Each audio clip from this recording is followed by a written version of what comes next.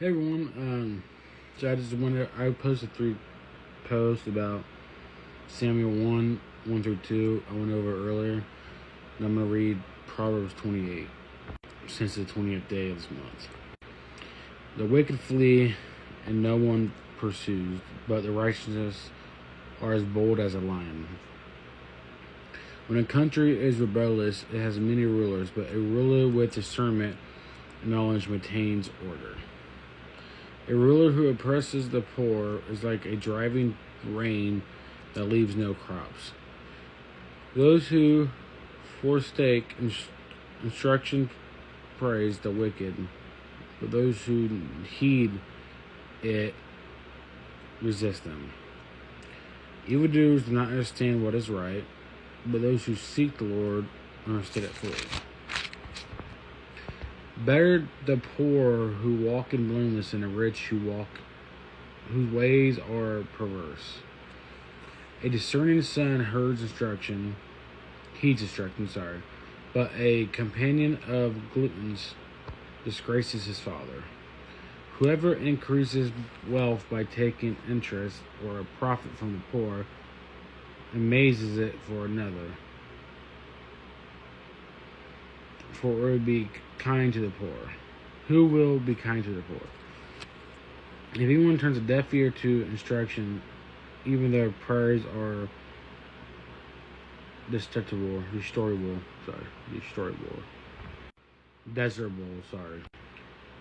Whoever leads the upright along an evil path will fall into their own trap. But the blameless will receive a good inheritance. The rich are wise in their own eyes, but who is poor and discerning? But one who is poor and discerning sees how deluded they are. When the righteous trump, there is great elation. But when the wicked rise to power, people go into hiding. Whoever conceals their sins does not prosper, but the one who confesses and renounces them finds mercy. Blessed is the one who always trembles before God, but whoever handles the heart falls into trouble. Like a roaring lion or a charging bear, it is a wicked ruler over helpless people.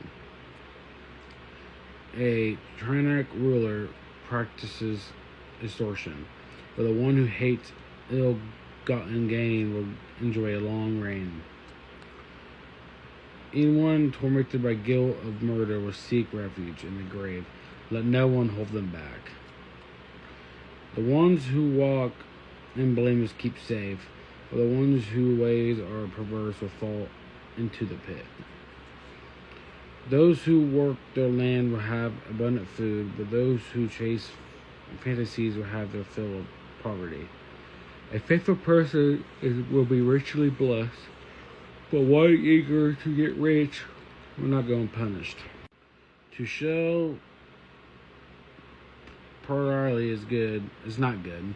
Yeah, a person would do wrong for a piece of bread. That's true. The stingy are eager to get rich, and the unaware that poverty awaits them. Whoever rebukes a person will in the end gain favor rather than the one who has flattering tongue. Whoever robs their father or mother and says it is not wrong is partner to the one who destroys. The greedy stir up conflict, with those who trust in the Lord will prosper. Those who trust in themselves are fools, but those who walk in wisdom are kept safe. Those who give to the poor will lack nothing, but those who close their eyes to them receive many curses. When the wicked rise to power, people go into hiding, but when the wicked perish, the righteous thrive. So I've been doing a proverb a day because most months there's at least 30 days and it's 30 proverbs. So I try to go over a proverb the day that it is, I try to go over that proverb. Today's 28th, so I'm going to go to the 28th. And this one, all proverb it's all very full of wisdom and full of knowledge, full of right and wrong. And the more you understand Proverbs and Psalms, the more you actually be able to understand the Bible. Because Solomon Proverbs mentions different parts of the Bible all over them. I mean, and they mention, like I said, it's better to be poor than it is to be rich. It tells us that. Like those are eager to get rich are unaware of the poverty that awaits them. Money isn't everything. Money is the root of all evil. So when you find yourself reading Proverbs, reading Psalms, look more in depth than just reading it. Look behind every verse. One verse, you can spend 20 minutes on one verse, going over it, and diving into it. And I might try to do something on YouTube where maybe once a week I go over a proverb and I dive down through each of the verses. If you guys like that, let me know that, and I will do that. But I can't do it on TikTok because it's only 10 minutes long, and it'll be like 10, 20 videos I'd have to do. But also, like how it says here, whoever robs their father or mother and says it's not wrong is the partner of the one who destroys. You have to be careful when it's having moral compass is such a good thing to have. Whether you're a Christian or not, you should have the moral compass and know what is right and wrong. You know stealing is wrong, especially from your mom and dad, or anybody.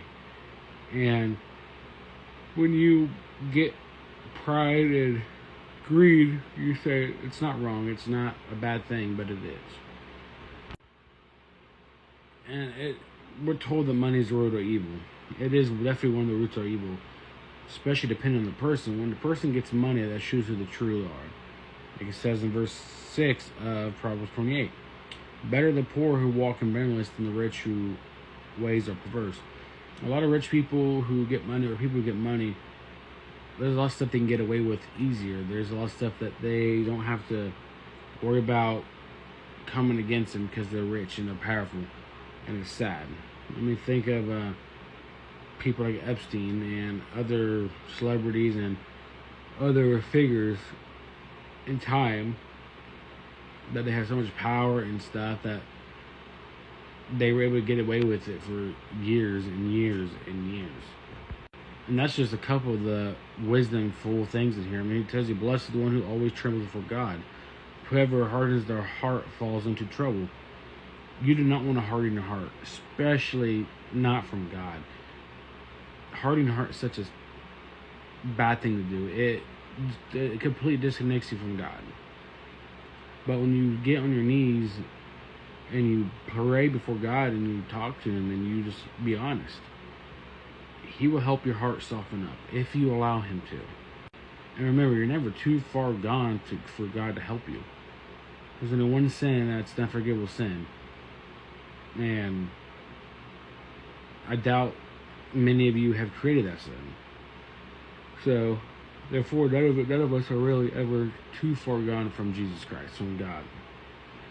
And that's why I love Proverbs and Psalms. Some of my favorite books in the Bible, because they're so full of wisdom and knowledge. And it's beautiful. They're beautiful. Everything about them is beautiful. The author who wrote them is beyond full of wisdom, too. I love you guys. Have an amazing day and night. And as I am doing this challenge of reading it, like tomorrow is the 29th, so I'll read the 29th. I challenge you guys to do it too. You will be surprised on the wisdom and understanding you gain from it. You might not gain like a bunch of knowledge from it at first, because every time you read it, you gain more and more. But you will have the sense of peace of your life.